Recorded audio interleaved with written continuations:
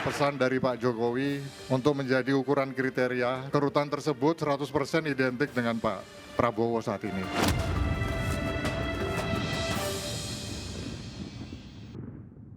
Baik, kami lanjutkan. Kita masih membahas buntut dari aura. Ini kita pembahasan soal aura, tapi kemudian menjadi perbincangan politik yang cukup hangat belakangan ini. Jadi Bang Habibur Rahman, yang kemudian sekarang berkembang, tadi juga disampaikan oleh Bang Panggi, adalah kekhawatiran bahwa ini menjadi distrust sebetulnya. Nah, gimana soal distrust ini? Mungkin Bang Habibur Rahman punya perspektif yang cukup luas sebagai seorang politisi, tapi juga sebagai seorang anggota Komisi 3 DPR soal ini. Ya, saya pikir kita punya pengalaman panjang lah ya soal kecurangan-kecurangan pemilu yang awalnya dari distrust atau trust. Ya. Cuma saya mau mengajak kita semua juga mengedukasi publik. Tentu teman-teman boleh berasumsi, ya. Tapi kesalahan kita adalah ketika memaksakan asumsi-asumsi sebagai fakta. Dan itu membuat justru publik terpengaruh. Distrust itu bukan dibangun dari peristiwanya, tapi dibangun dari orang-orang yang berasumsi sehingga mempengaruhi opini publik. Nah itu juga bahaya.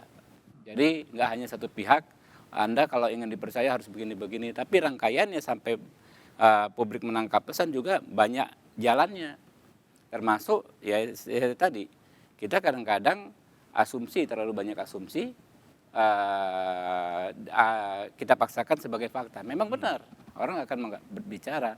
Di politik itu fakta nggak penting, yang penting itu adalah apa yang dipikir orang, asumsinya seperti apa. Opini. Ya, tapi itulah kewajiban kita, mengedukasi publik. Oh, begini loh, ada ukuran-ukurannya. Pelanggaran pemilu jelas, pasalnya di undang-undang tentang pemilu, sanksinya jelas, perangkat hukumnya jelas, ada Bawaslu, ada KPU, ada DKPP dan lain sebagainya. Atau hak dan kewajiban juga jelas. Orang yang merasa ini masalah, ya kan, ini secara faktual sudah merupakan pelanggaran yang tadi dikatakan mengakibatkan distrust, dilaporkan saja. Itu kalau kita mengedukasi, gitu kan ya. Kita kalau hanya bicara, oh ini membangun distrust dan lain sebagainya, tapi tanpa ada aksi yang jelas, itu justru malah bahaya bagi edukasi publik. Dilaporkan saja, didorong publik melaporkan, oh ini kampanye di luar jadwal dan lain sebagainya. Laporkan saja. Dan Anda yakin bahwa itu tidak ada pelanggaran sama sekali dari pernyataan? Sejak awal saya katakan kan, ini sangat jauh sekali dari pelanggaran. Karena apa? Apa yang disampaikan masih sangat sumir dan sangat normatif. Bisa juga kalau kami mengartikannya dalam konteks dari seorang presiden kepada menterinya. Mau gimana coba? Gitu loh. Oke, meskipun kemudian asumsi tadi itu mungkin banyak yang berpandangan tidak berdiri di ruang hampa kan ya Bang Habibur. Ya, makanya kesalahan kita ketika kita memaksakan asumsi-asumsi menjadi fakta. Kewajiban kita ya memberitahu ke publik ada cara penyelesaiannya. Kita nggak hanya bicara di sini, tapi ada caranya, ada hak masyarakat ya, apalagi yang merasa dirugikan langsung. Kalau merasa dirugikan dengan peristiwa tersebut, bikin saja laporan, gitu kan ya. Toh nanti akan akan diperiksa dengan perangkat yang jelas, gitu loh. Kalau memenuhi unsur ya masuk, kalau tidak memenuhi unsur ya tidak masuk, kan begitu. Oke, Bang Renanda, sekali lagi apa Anda melihat ini juga sebagai sebuah distrust atau ya ini masih sumir sebetulnya, susah juga untuk mengatakan itu sebuah pelanggaran atau tidak begitu? Ini bukan soal pelanggaran kalau saya, tapi ya sudah jelas ya. Kalau kita nggak setuju bahwa ini bisa dikategorikan pernyataan pribadi, kami nggak setuju. Ini kan kepala BIN yang bicara gitu loh. Nggak mungkin dia bicara atas nama pribadi terus pisahkan dengan kepala negara, kepala lembaganya. Jadi yang pertama sebenarnya selain melanggar sudah etika sebagai kepala lembaga intelijen, yang lebih serius ini kan masalahnya bahayanya ini. Pernyataan beliau ini gitu ya. Karena sekali lagi kalau beliau menyatakan ini kepada misalkan ya di forum-forum lain juga dia disampaikan itu, wah ini Mas Ganjar saya lihat sekarang auranya juga sudah seperti pemimpin nih. Ketemu Anies terus dia juga bicara yang sama, mungkin lain cerita. Ini kan kita sampai saat ini kan semua mengetahui bahwa dia menyampaikan khusus itu kepada Pak Prabowo. Nah sekarang tadi kalau kita bicara ini bukan soal ruang hampa atau apa. Sekarang begini, mungkinkah Pak Budi Gunawan menyampaikan hal ini di depan Pak Jokowi ketika Pak Jokowi dia pasti tahu dong. Tidak setuju misalnya. Pasti kan artinya dia tahu Pak Jokowi senang ini. Kemudian juga kita tahulah kedekatan beliau juga dengan PDIP, dengan Bu Mega. Ya tentu akhirnya ini kan jadi asumsi liar. Memang nggak ada masalah dengan asumsi liar, tetapi apa iya akhirnya ini baik? Apa ini dalam situasi kita sudah memasuki tahapan pemilu, Tepat atau tidak apakah gitu ini ya? kondusif seorang kepala Badan Intelijen Negara menjadi bagian daripada pihak yang membuat ini akhirnya asumsi-asumsi liar, Bagi partai di luar kekhawatiran, dan seterusnya. bagi partai di luar pemerintahan ini membuat tidak kondusif, Bang Renanda. Bukan soal di luar di dalam, saya rasa juga teman-teman di dalam juga tahu wah ini offside. Saya rasa ini bukan soal oposisi atau tidak oposisi, tetapi kita kan wajib menyampaikan bahwa saya rasa yang penting ke depan jangan lagi adalah hal seperti ini. Ini kan sudah terlanjur ya. Saya rasa mungkin Pak Budi Gunawan bisa mengklarifikasi atau nanti pihak-pihak lain bisa klarifikasi. Tapi yang jelas semoga nggak ada lagi nih karena sudah terlalu banyak. Mulai dari presiden mengendorse atau memberikan kode. Belum pernah terjadi nih dari zaman presiden pertama sampai sekarang. Presiden itu ngomong cirinya, kodenya segala macam. Ini kan apalagi tadi dia punya kekuatan untuk mempengaruhi sekelompok orang tertentu untuk mengikuti dia gitu. Sementara kan misalnya kalau Pak SBY kan selesai, begitu selesai nggak ada dia ngasih clue, nanti penerus saya cocoknya sebenarnya nggak ada. Nah jadi menurut saya kita sudah harus tetap jaga apa yang sudah selama ini bagus gitu ya berjalan di negeri ini, di mana netralitas dari penyelenggara negara, pemimpin negara ini ditunggu oleh rakyatnya gitu. Nah jadi kalau soal pendukung-pendukung silakan lah, itu kan bisa kampanye tidak terbuka seperti inilah. Tapi yang gitu. tadi Silakan. Bang Habibur Rahman sampaikan juga menarik. Justru ketika di ruang terbuka begini harusnya kita tidak perlu ada kecurigaan. Iya bisa enggak. Sekarang saya kalau yang di sekarang begini, bagaimana in public baru bagaimana kepala BIN sekian banyak dia perangkatnya, termasuk sampai di pelosok-pelosok itu juga masih ada itu di daerah-daerah. Bagaimana masih tahu bahwa saya itu kemarin itu lagi gimmick, lagi bercanda. Ini jangan kalian bergerak apa-apa ya. Bagaimana caranya? Kapan dia akan sampaikan? Ini satu hal aja gitu. Jadi menurut saya sekali lagi apa ya perlu harus begitu. Gitu. Oke. Jadi kita tidak lagi ini masalah. Ini bukan soal pelanggaran sebetulnya. Bukan soal pelanggaran, tapi lebih kepada ini sudah masuk tahapan pemilu, kepala negara atau pimpinan daerah atau penyelenggara pemilu, apalagi termasuk tentu kepolisian, kejaksaan dan juga BIN, tentu harus menjaga nih kondusivitas, netralitas supaya orang lihat wah alhamdulillah nih pemilu akan netral, pemilu akan fair. Kalau begini akhirnya saya tadi balik lagi ke akhirnya public distrust nanti. Bang, sekali lagi ini soal kondusivitas ini jadinya yang kemudian bukan pelanggaran. Susah. Mau dikatakan bukan pelanggaran kan bolak-balik ngomong tidak netral, akan berpengaruh ini segala macam. Kita bikin aturan, kita baik undang-undang, berbagai macam PKPU. Kita pilih penyelenggara ya untuk memeriksa persoalan seperti ini. Kalau kita menganggap ini tidak netral, kenapa kita nggak berani lapor? Kalau menganggap ini masalah, kenapa nggak kita persoalkan secara resmi? Kan ini pertanyaannya seperti itu. Kalau hal-hal yang normatif, ya hanya kita judgement berdasarkan asumsi, bahaya sekali Pak. Hari ini Bung Panggi pakai celana keren, baju putih itu seragam Gerindra, gitu kan? Ini orang macam-macam. Wah, ini Pak Panggi sebagai pengamat nggak netral, gitu kan? Apalah. Kemudian ada pejabat jaketnya hijau lagi PKB jangan-jangan. Iya kan? Macam-macam. Nggak bisa Pak. Kita ini kan makanya apalagi di dunia politik ya, ukuran-ukurannya kan harus jelas. Ketika tidak jelas ya silahkan teman-teman punya pendapat disampaikan monggo ya kan ya. Kita juga punya pendapat monggo. Tapi jangan paksakan ini pendapat yang berdasarkan asumsi ini menjadi kebenaran gitu loh. Lalu menjudgment orang nggak boleh begini, nggak boleh begitu. Kalau nggak boleh begini harus jelas alasannya, melanggar sekian, laporkan gitu loh. Masih kondusif tidak menurut Anda Bang Habibur Rahman situasi yang sekarang terjadi menuju ke 2024 di tengah sinyal-sinyal endorsement seperti ini? Ya saya pikir pertanyaannya nggak hanya ke saya ya, ke masyarakat, bukan hanya ke kita elit-elit. Yang menganggap kondusif ada, yang menganggap tidak kondusif ada. Masyarakat seperti apa gitu loh. Tapi sekali lagi Anda melihat ini tidak membuat ini menjadi situasi yang tidak kondusif menjelang pemilu. Jauh sekali. Jauh sekali Bang Renanda. Ya, saya menghormati kalau Bang Habibur Rahman ini kan memang orang hukum ya, pasti bicaranya ya sudah ada mekanisme hukum.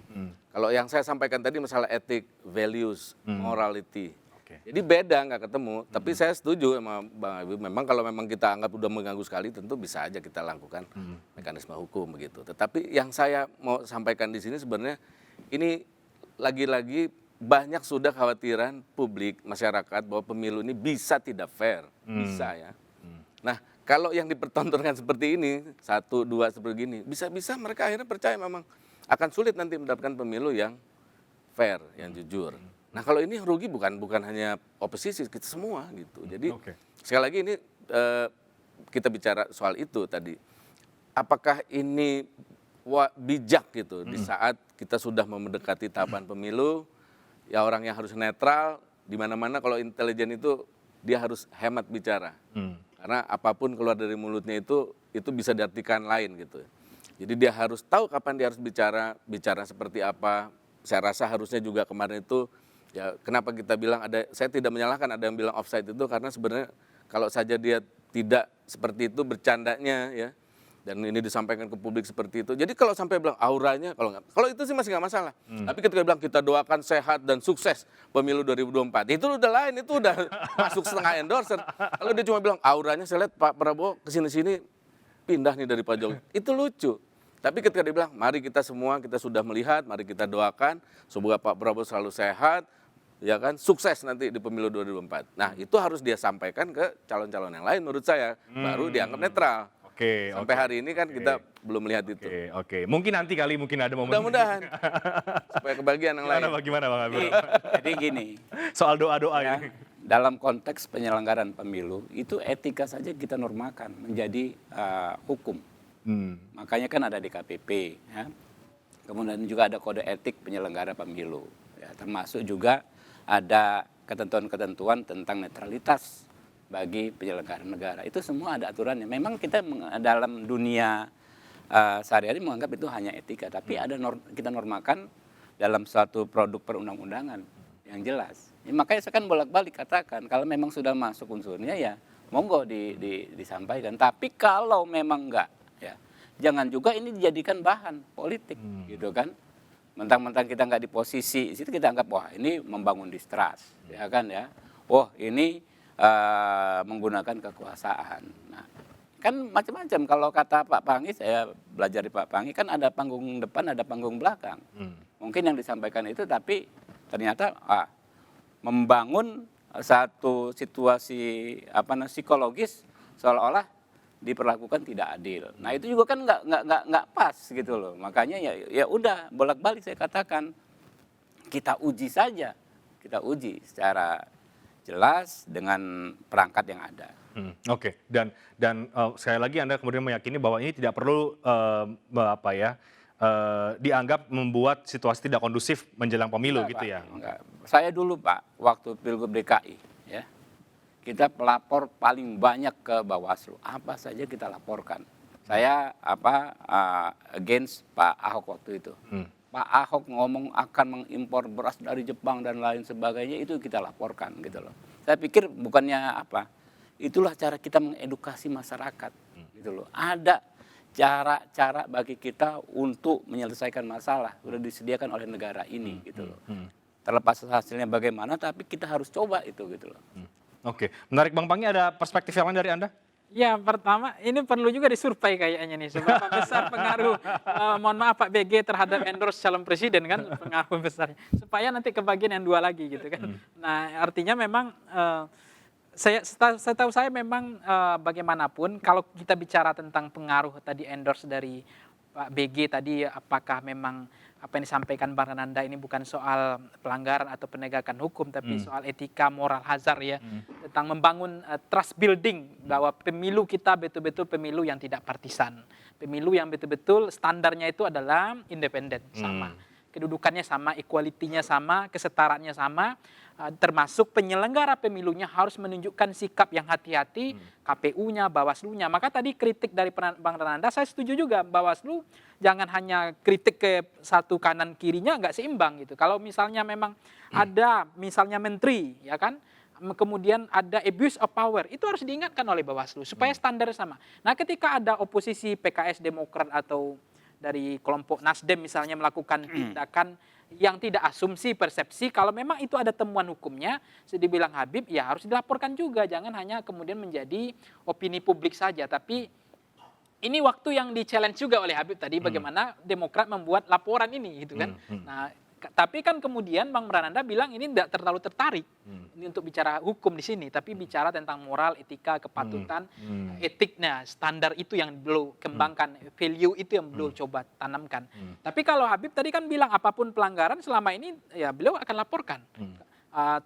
Supaya tidak menjadi asumsi, persepsi, pikiran-pikiran liar, tapi menjadi bukti temuan yang mendidik masyarakat. Nah ini kita tunggu juga Demokrat nih, kalau sanggup memang Demokrat untuk membuat laporan, ya ini challenge bagi Demokrat untuk membuat laporan bahwa keberatan dengan apa yang disampaikan oleh, mohon maaf Pak BG di Papua. Kalau memang itu bisa menjadi minimal, ini kan standar untuk membuat peradaban ya, pembelajaran.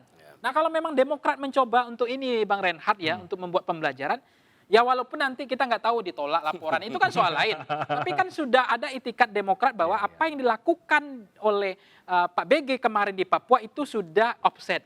Nah kemudian ada diksi perasa yang kemudian ada temuannya, faktanya bisa tergelincir kepada persoalan hukum. Tidak masalah. Nah ini yang kita tunggu, challenge ini bagi Demokrat, sanggup nggak Demokrat gitu. Nah karena ini akan menjadi pembelajaran agar tidak memain penyelenggara negara. Apakah itu KPU-nya, Bawaslu-nya, termasuk BIN-nya gitu. Karena BIN itu kan memang paket hemat tadi, dia ngomong hanya ke presiden, tidak ada ke yang lain, dan informasinya betul-betul hati-hati betul. Nah, saya diksi perasanya termasuk Pak BG ini selama ini memang paket hemat orangnya, nggak banyak ngomong gitu loh. Tiba-tiba ada panggung yang begitu hebat, beliau saling kasih kode, saling menyanjungi, saling memberikan reward dan saling menghormati di situ. Nah ini juga kita ada apa gitu, itu juga kaget karena kebiasaan habitusnya Pak BG ini setahu saya orang nggak suka ngomong selama ini. Yang namanya BIN memang paket hemat untuk bicara di publik. Senyap gitu ya? Senyap, ya informasi tunggal ke presiden saja dan bertanggung jawab kepada presiden. Bang Pangi, tadi cukup menarik Bang Rendra katakan ini kan apalagi ada Kepala BIN kemudian dianggap dekat dengan PD Perjuangan, dengan Bu Mega. Nah, sebagai pengamat politik apakah Anda melihat bahwa ini bisa jadi pintu masuk mungkin terbukanya koalisi Gerindra PD Perjuangan misalnya, atau akhirnya kemudian kedua partai ini bisa satu perahu yang sama di Pilpres berikutnya? Tapi dijawab nanti Bang, kita break di segmen terakhir, kami akan segera kembali sesaat lagi.